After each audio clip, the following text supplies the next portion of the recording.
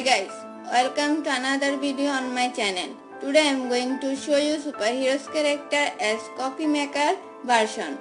A coffee maker is a cooking appliance used to brew coffee. While there are many different types of coffee makers, the two most common brewing principles use gravity or pressure to move hot water through coffee grounds. Coffee grounds are placed into a paper or metal filter inside a funnel. It is set over a glass or ceramic coffee pot, a cooking pot in the kettle family. Cold water is poured into a separate chamber. This is also called automatic deep brew. Coffee makers that use pressure to force water through the coffee grounds. They are called espresso makers and they produce espresso coffee. Which is your favorite character? Please comment below.